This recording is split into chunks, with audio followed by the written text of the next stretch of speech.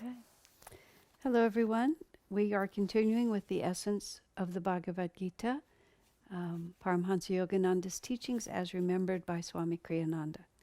We are still in the nature of right action in the book, which is chapter 2 of the Gita, and we're on verse 59, excuse me. I sigh because of what this says. The man who merely abstains from sense enjoyments may forget them for a time, but the taste for them will linger. That person, however, who beholds the Supreme Spirit loses the taste for anything but the infinite. And this is a really, like every verse in the Gita, but there's a whole lot behind this one which is really important. In my years of living with Swami Kriyananda, I went through progressive stages of more clarity and understanding about who he was and what he was doing, which was, thank God, only natural that I was able to grow over the course of 40 plus years in my appreciation. I intuitively recognized that he was his spiritual greatness insofar as I was able to comprehend even what that meant the first time I met him. But I guess what I'm saying is I gradually understood what that means. You know, it's very hard to imagine what you've never experienced. And it becomes between intuition and intellectual knowledge. It's a kind of hand-in-hand development that goes on for a very long time. In his poem, Samadhi, Master talks about cosmic consciousness, samadhi, being, the phrase he uses, enjoyable beyond imagination of expectancy, which is just such a gorgeous use of words by itself to articulate something that's extremely subtle, beyond imagination of expectancy. So even if you try to anticipate it, it's so different than what the human mind can anticipate that you're startled by the experience. Well, in my friendship with Swami Kriyananda over many years, which coincided with the gradual deepening of my own spiritual understanding, the two were closely related, I would be looking at the same thing, so to speak, the same state of consciousness for many decades, but I would gradually begin to understand what that state of consciousness was. So one aspect of it was, well, I'll give an example, which those of you who listen to my talks may have heard this example before, but it's very apt. Swami was 22 years older than I was, a gap which remained constant as we both aged. But when I was 24 and he was 46, 24 being the year that I moved to live at Ananda Village and began my, at first daily and gradually less often, but nonetheless constant association with him until his passing, much later. At that point, when I was 24 and he was 46, I had no experience on the spiritual path. I had no experience of community, ashram, none of it. I had past lives, of course, because we all just start where we ended. But I was very unsophisticated in my actual understanding of what the spiritual path was like. And of course, that's what happens over many years, is not only does our consciousness personally change in a certain way, but our experience of the path also changes. And so we get more well-rounded in our understanding. I was having a discussion with some friends this morning, and we were talking about events that have taken place over several decades, and how people sometimes are with Ananda or with the path of Kriya Yoga for a period of time, and then something will happen, and that's also referred to in the next verse, I believe. Something will happen, and an aspect of their character will come out that wasn't revealed before, and it will often redirect their lives. I actually commented that only rarely have I been surprised by, especially I was talking about a person being very enthusiastic on the path and then taking a turn that takes them at least away from Ananda, if not seemingly off the path altogether. Because almost always the seed of it was already visible. Now, it wasn't inevitable that that seed would sprout in such a way that it would force a new direction. It would be just as possible that that seed would gradually wither, die, and disappear. But when it doesn't wither, die, and disappear, then inevitably or almost inevitably it grows. And I could always watch, and I don't just mean in retrospect, that a person is feeding the wrong side. You know, there's two sides of us, and you can have warring forces within you, but sometimes we think we can play both sides of it. That's really, because I've gone so far into this topic, that's really what I've seen. I've seen people try to play the edge. I don't know how else to put it. Where, and I'll use a specific example.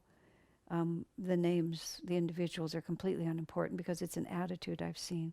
Swami Kriyananda's way of doing things was not always ordinary. And his intentions were not always obvious, and his methods were not always predictable.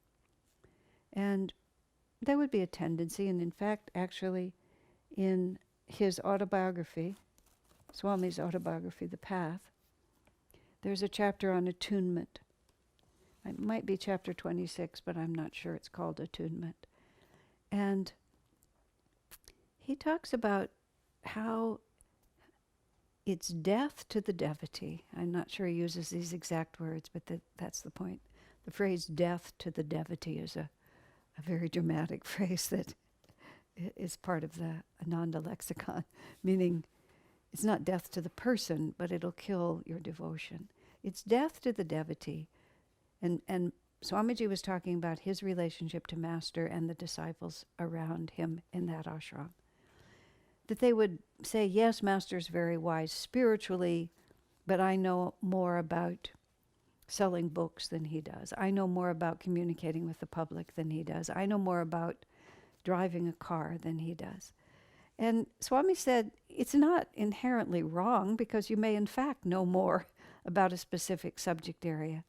But there's a certain attitude that sets in where one develops a slightly condescending attitude toward the one that one ought to have complete respect for. And in the course of Ananda, I've seen people who may love Swami with their whole heart, but they'll still maintain a slightly condescending attitude. And Swami says it's death to the devotee to set himself above the teacher in any area of life. You may still say, I could share with him my specialized knowledge, but there's a different attitude. And that's what I sort of mean about playing the edge. I'll be very devotional here, but I'll be a little condescending over here. Or, I have a tendency toward anger, but, after all, in my family, I'm Italian, this is how we all behaved. So if I blow my top every once in a while, so what? Now, on one hand, you have to be fair to yourself, but there's a kind of playing of the edge. I really like to go to certain places that I shouldn't go to. I really like to eat red meat. Just play the edge, see if I can get away with it or not. And it doesn't work. Now, in this chapter in the Bhagavad Gita, it says, the man who merely abstains from sense enjoyments, and this is not quite the same as what I'm talking about, may forget about them for a time, meaning you go into a monastery, you go into an ashram, and you have restricted your access to things that you may be inclined toward, and because they're not part of your world, you may forget about them. But he says the taste for them will linger. It's like one hasn't become convinced that happiness will not be found through that experience. One has merely separated himself from that experience, which means that given the right set of circumstances, the desire will just raise itself again. It's not that to merely be able to discipline yourself is not the same as actually transcending the impulse altogether. What it means to transcend the impulse, and this is what these sections of verses all talk about, is that you no longer believe in any way it's going to make you happy to do that. And it's the difference between just really not wanting to go to a loud, raucous music concert and saying, I'm not going because it's not what we do at Ananda, or I'm not going because I know that I shouldn't. It's quite different when you say, don't ever force me to go there. That would be the biggest deposit I'd have to go through, that the pleasure is no longer there. And that's what transcendence really is, that I don't have to discipline myself anymore. I just don't want to do it. When I became a vegetarian, it's a relatively minor practice compared to self-realization. But I don't ever remember disciplining myself to be a vegetarian. I just didn't. I just wasn't interested. It came on me fairly quickly. And I've had to discipline myself in countless other ways for countless wrong attitudes. But not eating meat was just like, why would I want to do that? Now, even when I'm in a restaurant, of course, I've been a vegetarian for almost 50 years, but when I'm in a restaurant and I see a family or a parent, an adult, getting a big steak and it's brought to the table and it's being served, and I'll think to myself, he must be so embarrassed. Then it crosses my mind. Of course he's not embarrassed. He's the envy of other people at the table, perhaps. But for me, it's like, it's such an aversive behavior. And I don't even try to think that way. It's not that I've been living in a vegetarian community and now I'm away from it. It's that it would be suffering for me to have it. And that's the distinction that's being made. Now he says, that person, however, who beholds the Supreme Spirit loses the taste for anything else. Now, I don't think vegetarianism is the same as God realization. But in all other ways, all of our desires for lesser enjoyments, and it can be lesser, covers a great deal just depending on where you're standing sort of in the whole spectrum of the possibilities of life, is because this is just much more enjoyable. It's much more enjoyable for, using the vegetarian example, which I think I've milked for all it's worth. But let me then come to the other part, which is where I was starting when I was talking about Swami. When I was starting and saying that when I was 22 and he was 44. I was 24 and he was 46. And I had no experience at all. He always treated me, I want to use the word like an equal. That would probably be overstating it. But he certainly never treated me like an inferior. Never in my life with him. From the very start, did I ever feel that I was a callow youth, even though, in fact, I was a callow youth who had an absurd confidence in my wrong ideas and would stand up for them and argue for them, to my everlasting embarrassment at this point. And I've had to apologize to Swami. I had to apologize to Swami. I had to offer him global apologies, which he accepted without any qualification. But during all that time, he never referred to my youth. He never referred to my experience, ever. Really, not once. And then I became 22 and 25 and 40 years older than some of the people that I was working with. And sometimes it would cross my mind that they were rather young and inexperienced and were awfully certain of their ideas without having much experience.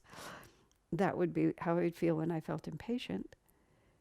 And then I would remember how Swami treated me for all those years. And at the very least, I felt I had to return the favor to the world. And, of course, who knows how old anybody is. The only age that matters is our dedication to the path.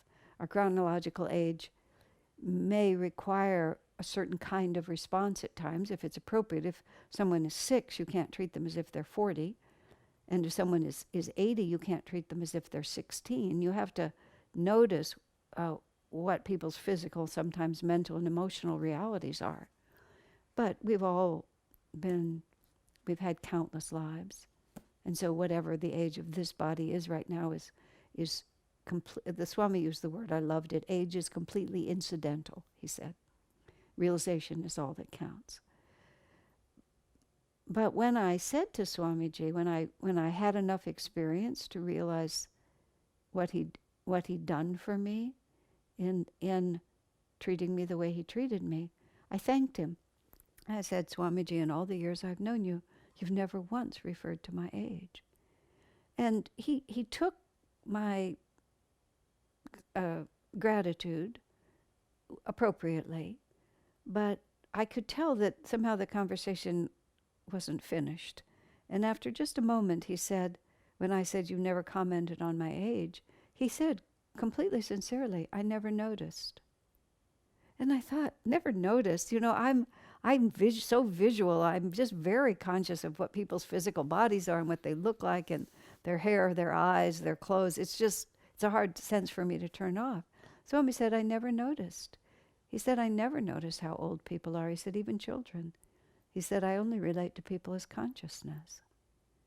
And now, for the purposes of this particular verse, what I'm trying to say here is, for many years, I thought Swami was disciplined. And only slowly did I realize he wasn't disciplined. He was just spontaneously expressing his natural consciousness. And his natural consciousness was so non-material, so energetic in his relationship to people, so consciousness-oriented, that the fact that the body that the consciousness had surrounded itself in was of a certain age, gender, or nationality. He said once to Nirmala, when they saw a dress in a window that Swami thought was quite unattractive, he said to Nirmala, he said, if you were a woman, would you wear that? And Nirmala said, well, as it happens, sir, I am a woman.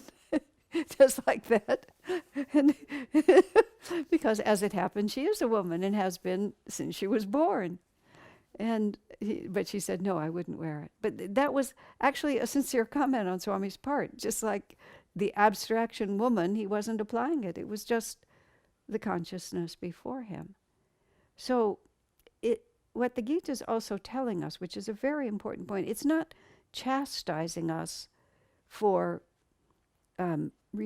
restraining our impulses and holding ourselves disciplined back from activities that we know are not good for us, and holding them back for a long enough time that they no longer torment us. All of that is good. But what the Gita wants us to understand is that self-realization is so much more. And this goes back to Master's phrase, enjoyable beyond imagination of expectancy. And there's many reasons why we need to understand this. Not that we need to feel badly about ourselves, but we need to not sit content when a snowflake of realization has landed in our hand. I remember someone once coming to Swamiji just so overwhelmed with this experience that they'd had, and it was nice. But Swami afterwards just sort of shook his head, saying, yes, that was something, but it's not what they're trying to make it. It's just the first hint of enjoyable beyond imagination of expectancy. Because otherwise, well, I'll use a different example from my life. I had a very difficult relationship with one of my woman that was one of my peers and my occasional companion for many years through the spiritual work that we were in. And when I had to relate to her often, it was very difficult, and I consistently failed to live up to my resolutions in terms of being harmonious and detached. But then our circumstances separated, and from a distance, I developed a great regard for her. And in fact, there was a real deep spiritual bond between us. Our personalities clashed, and some forces from past life experiences interfered. But from a distance, I just remembered how much I loved her. So much so that when the opportunity came to travel together and actually even to share an apartment, I just accepted it without any hesitation because in my heart I felt so much affection for her. Well, it was about 3 or 4 hours before I was absolutely beside myself. Every single irritating quality had just completely come out again, and I was so upset. I felt such a failure, and I was literally weeping. I was in the car with Swami, and I was weeping, and I was lamenting, will I never get over this karma? Is this going to follow me to the grave? And how I was going on in a très dramatic fashion. And his attitude was completely different. He said, well, you thought you were over it, so you weren't putting out any energy. He said, but now you find out you're not, so you're going to have to work on it some more. And that's what this, among other things, what this verse in the Gita is trying to tell us. We'll think that we're just done with that because it's moved out of our field of vision and we've somewhat forgotten about it. But merely to have absented yourself from something is not really to overcome the taste of it. What overcomes the taste for it is when we experience something so much better. And what this brings us back to, which is what this whole group of verses is about, is devotion, devotion, devotion. And realize that, and this is what the next verse talks about too, that we're not safe to win Nirvikalpa Samadhi. And okay, so verse number 60 of chapter 2 of the Gita says, O son of Kunti, which is a name for Arjuna, that name means the power of dispassion. O son of Kunti, Arjuna, even the wise man devoted to self-control may sometimes be swept away by the turbulent senses. And then the first paragraph of the commentary, Swami says, no devotee should underestimate the formidable power of subconscious tendencies. Their tentacles are farther reaching than anything the conscious mind can perceive or even imagine. Wow, that's chilling, isn't it? And this goes exactly with this verse that comes before, which is, a superficial freedom is not the same as having actually transcended something. And just that phrase, subconscious tendencies are further reaching than the conscious mind can perceive or even imagine. Now, this doesn't mean by any means that we have to sit around worrying about this all the time. But what it strongly speaks to is humility in the face of Maya. And as we progress through this section of the Gita, and which is this whole chapter is called Right Action, Secrets of Right, the nature of right action. Right action isn't merely to be able to behave correctly. Right action is really to have the right consciousness.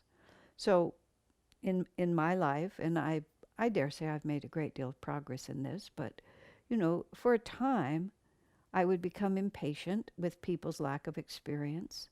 And one way for a leader to assert his will is to point out the weakness of someone else and tout his own strength, which is a really bad idea. And especially if you're trying to make something that's going to have a continuing reality past one's own tenure, then one has to encourage and allow youth to become experienced. There's simply no other way around it. And for a while, I had to think about doing that. And I'm certainly not at Swami's stage where I don't notice, but we work toward that. But for Swamiji, he just looked at consciousness and asked, how can I serve? Now, there's a whole lot of other elements about why Swami responded that way, which I'll go to for just a moment. And this actually, as we progress through these verses, it's all in here. Swami was absolutely detached. He practiced perfect nishkam karma. He did what he felt Master wanted him to do. He did it with full energy and full commitment without the slightest hesitation in terms of self-sacrifice or concentration or energy or anything like that. But he did it because he felt it was what God wanted him to do. And he wasn't attached to the results. He worked for those results because that was the project, to try to start Ananda, to be able to write books, to have those books be sold throughout the world, to have them translated into other languages, to start a work in India, to start a work in Europe. I mean, there was a perceivable object for all his energy. He wasn't just running around in circles. He was trying to accomplish something. But he was attached only to God's will. That was all he really was doing. There was a wonderful illustrative quote from the life of Mother Teresa of Calcutta, who's of course very famous for her dedication to the underprivileged, to the poverty-stricken, to that whole population group, to the dying, to the sick, all of that. And so from the perspective of the ordinary mind that feels that charitable works are to help those who are underprivileged, Mother Teresa seemed to be dedicated to helping the underprivileged. That appeared to be what she was doing. But in a discussion with a journalist who was trying to get her to quantify her effectiveness, per erg of energy expended, how many people are helped and how much are they helped, and it was a crazy question. She just looked at him and said, "I'm not helping the poor." She said, "I'm doing what Jesus asked me to do." I mean, this is another situation where I looked at it from the outside and thought Swami was being respectful and not mentioning my age. But from the inside, why would he mention something he didn't even notice? He didn't even know it was there. I was his friend. I was his co-worker. I was his spiritual responsibility. And he paid attention to that. And he paid attention to that because he felt that's what Master wanted him to do. What Master, really, the assignment Master gave to Swami was to help people spiritually, to find God himself and to help others to find God. Everything else was a means to an end, period. And so there's no disciplining yourself not to be impatient, because the job is not for me to get this thing accomplished. The job is for me to help people spiritually. And it's not going to help you if I lose my focus and say or do something that will not be beneficial to you spiritually. Now, I have to discipline myself. Swamiji had transcended the need to assert his own reality. I'm going to look here for a minute because I think it comes a little bit later. The phrase self-interest, it comes later. He transcended self-interest. He just didn't have it. He was, and I'll go back to the verse before, that person who beholds the Supreme Spirit loses the taste for anything but the infinite. And an impatient desire to assert one's own ego preference is something other than the infinite. And I, and most of us, have a taste for something other than the infinite. And ego interest is other than the infinite. And part of what these verses in the Gita are trying to tell us is merely because you've got yourself somewhat in order. You're not free until you're actually free.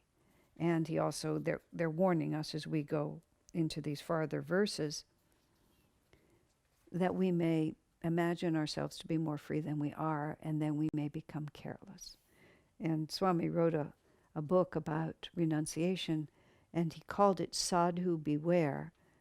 Sadhu means a monk or a holy person, a person who's dedicated himself to the spiritual life. Sadhu Beware is actually a quotation from Ramakrishna. Ramakrishna was a great avatar of the 1800s in India. And it comes from an anecdote in which a man who has been a monk for a very long time and feels that he has quite transcended any attraction to women, speaks to his spiritual teacher and says, maybe it was to Ramakrishna himself, that he's meditating with this woman devotee and he's helping her. And Ramakrishna says, Sadhu, beware, meaning your subconscious tendencies are far more deep-seated and far-reaching than you may realize. And then in the story, The monk, of course, becomes attracted to the woman and is distracted from his chosen path. And it's not even a question of monasticism versus becoming a householder. The point of the illustration is, don't think merely because you abstained from a long time from anything, that you've transcended it.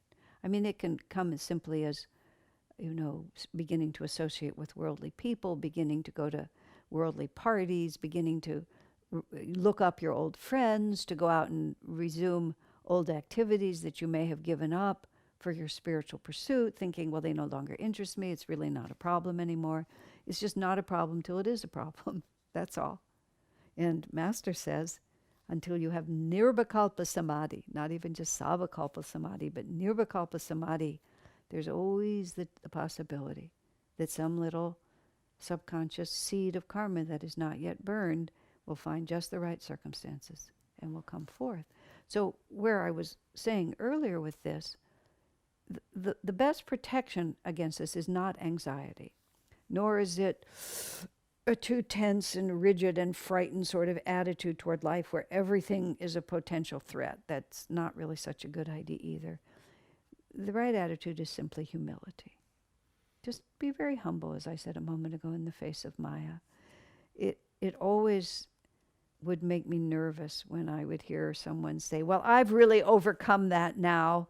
That used to be a problem for me, but I've really overcome that now, in that sort of tone of voice, with that little bit of tension. It's almost like when you really have overcome it, you don't even have to mention that you overcome it, because you don't have to affirm it. You don't have to declare it. You can say, I'm doing better with it. I'm doing a lot better than I was. I seem to have gotten through that one pretty well. I learned a lot from that experience, but we never know. I've often drawn the picture, and it's worth keeping in your mind, that we have our minds are so linear. We tend to think that we're walking in a straight line from delusion to God realization. And so that anything that we walk past is then forever behind us. But it's not at all that way. We're going, from an outer perimeter successively into a deeper and deeper level, or more accurately, we're going up the spine. But even the spine, we think of first chakra, second chakra, third chakra, as if we kind of just go through it and then it's behind us. But the way karma is going up the spine, as I like to think about it because the image works for me, is vertical stripes of widely varying dimensions. So that something could be 3 inches wide, and then it can narrow down to 1/4 of an inch, and then it can get to a hair's width, and then it can blow up again to 6 inches, and then it can go for a while, and then it can go tiny, and eventually things will in fact be transcended. And our progress is a spiral staircase.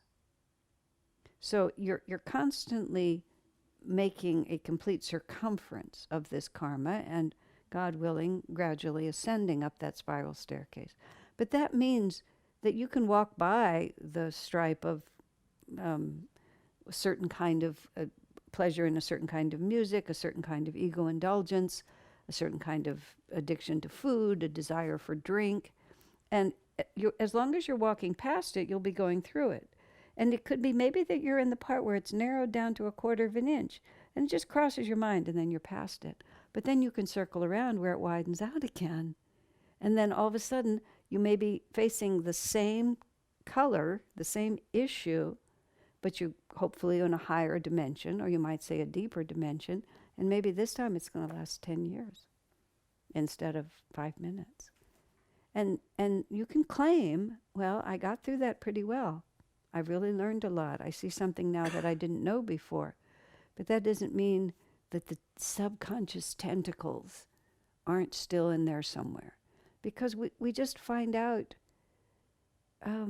our longings have so many different dimensions to them. We can have a superficial. Well, at one point when I was facing a very difficult transition in my life, I was making, this was during my earlier, more dramatic years, I was making a big deal about wanting to know what God wanted and feeling myself incapable of knowing what God wanted. And that was when Swami just said to me so simply, when I said, it's so hard to know what God wants. And he said, no, it's not. I'm picking up my teacup. I sort of vaguely remember that, like he picked up a teacup and just put a sip of tea and said, no, it's not. I was so intense and he was so casual. But when I reflected on it, I realized it was very hard for me, at least in that moment. And, it's not an easy matter to discern God's will, at least oftentimes it isn't easy for me because my heart is not still. My likes and dislikes oscillate, and that oscillation creates a fog, and that fog makes it difficult to know. And this is what I was realizing in that exchange with Swami, that it was very clear to me, really, where I was going and where I was going to have to go. But I didn't want to go there. And I was afraid of that. I was really afraid of it. So instead of asking what God wanted, which he'd really made pretty clear to me, I asked me, why do I not want to know? Why am I confused? And my inner self said to me, because you're afraid. Oh, what am I afraid of? And then that question got lots of really interesting answers. What am I afraid of? And for me, and often for a lot of people, there's some fear. Fear is another way of describing likes and dislikes. Just, I need it to be this way, because if it's not this way, then I am concerned about what's going to happen to me. And those are very real questions. God is the Divine Mother, and she's very sympathetic. When the child comes to the mother and just has a tantrum, I won't, I'm not going to, and you can't make me, it's a little hard for the mother to work. But when the child comes and says, Mother, I don't know how I'm going to be able to do this. You have to help me. Then all of a sudden the mother has many, many things to say. And that's how we have to be with God. We have to be very authentic. We can't just try to put on a good face. Just have abstained from this for a long time, and therefore I guess I'm over it. As if we want to puff up and look good before God. What am I afraid of? Why am I afraid of that? And what I find in this ascending spiral staircase of karma, where one keeps coming back to the same threads in slightly altered form, but you keep coming back, an even deeper level. An even deeper level of surrender, of faith, of trust, of even just confidence in oneself, that I can really do this. A friend of mine not too long ago did me a great favor. I was very concerned about responsibility that I had, that I wasn't really going to be able to fulfill it. And because other people can see us more objectively than we can see ourselves, she kind of went with a dismissive gesture and she said, oh, Asha, somehow you always manage to get it done. Just like that. And I actually thought for a few minutes, and I thought, in fact, I do. But there can be a whole lot of angst prior to that. But just that simple statement, even her saying that, caused me to look completely differently at, the habit of being anxious, which in itself just becomes a habit. The habit of doubt. You go through that's the thing you're going through, which is, one more time I doubt myself. I wonder if I can do it. Do I have the ability, and like this. But just the simple thought, somehow you always manage to get it done, makes that whole thing look different than it's looked before. So we can gradually be dealing with the same issues, but we're not necessarily dealing with them in the same way because we're advancing.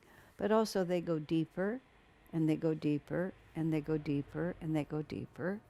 Let me think where it was. It was, back to the verse before. Master says somewhere, it's not enough. I believe it's somewhere in Whispers, but I'm not entirely certain. It's not enough to be good merely because it is your habit to be good.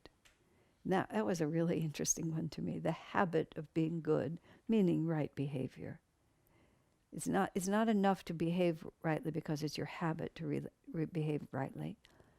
You have to learn to behave rightly because you have no inclination to behave in any other way. And this is what we were saying back here, where it says you may still have a taste. And I'll call it egoic self-interest, because that's an easier way to think of it than just sense pleasures or some kind of discipline like that. It's the inclination toward egoic self-interest and the belief that somehow if I can satisfy my egoic self-interest, then I will be better off. If I can just protect myself instead of having to trust God, then I will be better off. And sometimes when you read about or hear the lives of the saints, they have such an exaggerated, sometimes, sense of right and wrong behavior. But where that comes from is when the consciousness becomes very still and very pure. Even a little bit of an aberration is very, very jarring. Most of us are operating with so much egoic self-interest that a little more or a little less doesn't necessarily stand out. But a friend was telling the story recently about having accidentally been undercharged about $200 at a takeout food place. You know, having bought a large dinner for a lot of people, sent someone else to pick it up, and the person was charged $40 when it should have been about $240. But they didn't really know any better, and they just brought it home. And the woman was saying that for several days, it just kept coming back to her, you know, and she kept thinking, well, it just happened. It was a mistake. I didn't do it on purpose. But finally, she had to go back to the store and try to pay them $200, which they absolutely refused to take from her because the computer had already, it was way history. But it was stolen money, and she felt it. I'm not sure whether she gave it to charity or what she did. But at least she tried. I had this is a complicated story, but it was a fun story. Sometime in the 1980s, maybe in the early 90s, I was with a whole big group of Ananda people in the city of San Francisco, and we were walking down the street, and I saw a pair of fur-lined leather gloves. They were just sitting on the sidewalk. And I picked them up, and I brought them home. And I wore them sometimes. Every time I wore them, I remembered that I'd picked them up off the sidewalk. I never felt completely comfortable with them, but I just had them. And, I went through it a lot of different times. And then about 25 years after I picked them up off the sidewalk, I was riding a bicycle, and I was trying to ride it in cold weather, and I bought a very expensive pair of gloves to keep my hands warm. And somehow one of those gloves got lost. And both of the gloves blew out of the basket. I'm not really quite sure how exactly it happened. I turned around, I went back, and I picked up one, and I never found the other glove, ever. And they were expensive, and I needed them. But as soon as I lost that glove, I realized I'd lost that glove because of the gloves I picked up from the sidewalk, which weren't mine. And so I came home and I took those gloves and I gave them to Goodwill, which sort of at least stopped the karma. I mean, I couldn't return them to whoever had dropped them after 30 years, but at least I was not keeping stolen goods anymore. And I could feel it. Those gloves bothered me all of that time, but not quite enough. It wasn't until my glove was lost that I realized, no, you've set up an aberration. You've set up an aberration, and it's not worth it. You just can't do it. And sometimes you have to get pushed in that direction, but sometimes you just feel it so fast. It's not. I was writing to my parents toward the end of their life. I didn't live close to them, so especially after my mother died, my father was being taken care of in a facility. And I got a bunch of picture postcards, and I sent him postcards every week or so. And before that, earlier, I wrote them several thank you letters. because I felt a great deal of gratitude for the way they'd raised me. And then those postcards to my dad just to keep in touch. But at one point I was trying to say to them, and I said to my father, I said, I can't drop so much as a candy wrapper. I can't drop a smidgen of paper on the sidewalk without feeling so guilty that I have to go back and pick it up. I can't drop a toothpick. It's just like it was so inculcated into me, just the little thing of littering. But then I went on to just talk about honesty and lying and things like that. It was just, it can't be done because there is no pleasure in it. The convenience of dropping the trash on the ground, it simply does not compensate for the sense that this is not the right thing to do. The comfort of telling a lie, taking a nickel that isn't mine, is so much less than the discomfort that causes you. So Master says it's not enough to be good because it's your habit to be good. You have to be good because no other alternative is possible. And no other alternative is possible because I don't want to suffer. Just like it makes me suffer when I indulge my ego interest, far from it being this great and satisfying experience, that to affirm that littleness at the expense of a greater reality is just, it's painful. And why would I inflict upon myself pain? Now, of course, in many areas of my life, my ego interest dominates. It's just those subconscious tentacles reach far deeper than we can even imagine, and many ego interest activities are beyond me to conquer. But I don't justify them either. They're just beyond me to conquer. I know that merely because it's my habit to be good in lots of areas, it doesn't mean that I have attained self-realization. So what this all brings us to, coming back to, is just humility. Just a humble respect for Maya, an appropriate respect for what we have accomplished, but a realization that, oh my, and this, you see, this is a glorious realization. Oh, there's so much more. There's just so much more. However, wherever we're standing, there's so much more. And this wonderful sense of goodness and freedom that we feel when we are aligned with our spiritual self. Imagine what it would be to be completely aligned with our spiritual self. To just have no inclination toward egoic self-interest, but just really live in that greater reality. At the end of Swami's life, he said just so beautifully, he said, so many people get bitter when they get old. He said, can't they see that underlying everything is bliss?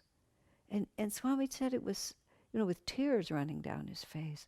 Can't they see that everything is bliss? Well, actually, no, a lot of people can't see that. But we could see that if we consistently do our best and never be content with just a little, that it's not enough for it to be our habit to be good, but it has to gradually become our consciousness that everything else is gone. So, the next verse that of the Gita, number 261, he who, having subjugated his senses, becomes united with me, remains engrossed in the infinite self, knowing it as the supremely relishable. These wonderful English translations of whatever that word is in Sanskrit, supremely relishable, what a word. Only mastery of the senses can bestow the steadfastness of true wisdom. So this is what we were talking about before, mastery of the senses. And then Swami says, there are two requirements above all for the attainment of wisdom. One, to withdraw the mind not only from sense objects, but from the senses themselves. And two, to remain merged in the consciousness of God as the most desirable of all goals. There's a very interesting, again, it's two different points of view. You have the object of the senses And then you have the senses themselves. And this is something that I believe we were talking about in some earlier verses. I mean, I'll speak for myself in this. I can discipline my senses in the sense of refraining from indulging in wrong attractions or wrong thoughts or, whatever it might be. But in meditation, there's a completely different level where it's not merely that our eyes are closed and our ears are closed and we're not eating or we're not doing all of these indulgent things. But there's the point where the whole direction of our perception has shifted from the outer world to the inner world. It's a state of meditation I can't speak from. I mean, certainly at times in meditation, I'm more concentrated and less aware of any other reality than the meditation.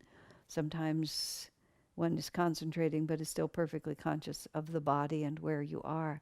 But you read these stories about yogis who have just completely separated themselves from sense awareness altogether. Ramana Maharshi, when he walked away from ordinary life, which he just did all of a sudden, and he found this narrow opening and he went into the basement of some temple and just began to sit there and meditate. And, such yogis, their fingernails will grow into their palms and mosquitoes and bugs will be biting them and snakes will be crawling all over them. And it's not that they discipline themselves against it, it's that they are unaware of it. Because the senses are no longer turning outward. So in this verse of the Gita, Swami tells us, having subjugated his senses, he becomes united with the spirit. And awareness, you simply lose track of the body. The body we inhabit the body and we're conscious of it all the time because our egoic self-interest keeps us engaged and our inclination to remain connected to our senses keeps us engaged. But great yogis turn off the sense telephones, is how Master called it, and they don't hear and they don't see, even if their eyes are open or their ears are open. They simply are absolutely unaware of it because they have united their spirit in an upward way. And so again, it's only this kind of complete mastery which allows us to become steadfast, because then nothing can tempt us away from it. We've really subjugated, transcended in every way, even those very deeply beyond what we imagine subconscious implications. But they also say, many yogis seek ego gratification not only through sensory pleasure, but in the development of spiritual powers. Many others seek the ego gratifying abstraction of intellectual wisdom. The true yogi seeks only to unite his soul with the divine beloved. So what this commentary is about is the importance of devotion. And devotion naturally leads to humility. This goes back to the verses that we were talking about earlier. There's what Master called it, meant that you can be a spiritual materialist, where you become interested in what you can acquire spiritually. Whether it's, a vast understanding of the scriptures where you can quote from memory passages and interpret in really impressive ways, or you're fascinated with all your knowledge and you're studying and you know all these books and so on like that. And there's an ego gratification in that accomplishment. Now, of course, spiritual materialism is a step up from just gross materialism. But once again, the Gita is wanting us to understand that even though we may think we've reached a certain peak, there's a lot more beyond it. Swami Kriyananda tells of when he was first in India, in his first, at 1958, during that period of time. He was somewhere, and I'm trying to remember which of the high Himalayas it was. It might have, I can't remember which high mountain it was, but he was in a town where the high Himalayan peak was visible sometimes. Much of the time it was shrouded in mist, but every once in a while as they say about Mount Rainier in Seattle. Every so often the mountain would come out. In Rainier, in Washington, they say, the mountain is out today, which means it's come out from behind its clouds and you can see it. So you look up and there's Mount Rainier. So Swami was somewhere and the mountain came out. And people, knowing that he was a visitor and hadn't been there before, they were very anxious and they were pointing, oh, look, the mountain is out. So Swami looked for the mountain and he couldn't see it anywhere. And then he realized that the mountain was there. You know, he was just looking where he expected a mountain to be, but the mountain was so much higher than he even comprehended. And this goes back to what I'm saying about the spiritual path. To really become steadfast in true wisdom, it's not enough to withdraw the mind from the object of the senses. You have to withdraw the mind from the senses altogether. And that just tells us, that just makes us appropriately humble. So now, having a great deal of knowledge, or people develop siddhis, which is various powers that you can have in various ways. I joke that I have a siddhi always to be on time, even if I'm traveling 8 hours for a meeting or something like that. It's beyond ordinary. I tend to arrive at whatever time I say I'm going to arrive, or I'm not late for the meeting. It's a joke to call it a siddhi, but it just means that the universe cooperates with you in a certain way because of who knows what. And it's trivial and means nothing. But one of the things that Swami Kriyananda trained us, and it's actually a very good training, is you make jokes about things when it's easy to make jokes about them, so that when you're going to want to take it seriously, you have made so much fun of it that you have a very hard time taking it seriously. So not that I feel drawn to siddhis, or as if it's actually a problem for me, that I might get all enamored of them because I don't have any. But to speak of my siddhi of always being on time, just, makes fun of it. Just makes enough fun of it. So if the inclination to take it seriously ever actually arises, I'll remember. And he would tease about a lot of things. People have a tendency to imagine that the world is waiting for your opinion, or that people ought to only do what you think is good. And Swami would often, in a very sort of I am the prophet pronouncing the truth sort of way, if he saw a building that he thought was well designed, or a car, the design of which he thought, he would puff himself up and announce, I approve, like that, as if everyone was just waiting breathlessly to see if he liked the new Tesla or something like that. And that once his opinion was there, then the whole world would relax. Because, in fact, we do behave that way a lot. Or we act as if, that the world will conform to our opinion. So when we can joke about things that we might be having a tendency to grab seriously, then when we try to take it seriously, we remember that it's a joke. It really does work. But what this verse is about is saying that even things that look good spiritually are still not as high as the mountain actually is. And they warn us against us by saying the true yogi seeks only to unite his soul with the divine beloved. Love transcends all of it. And love is the real freedom. Love creates effortless self-transcendence.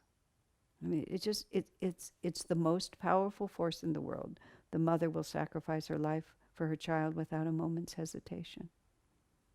The parent will sacrifice his convenience, his comfort, his wealth, everything without a moment's hesitation.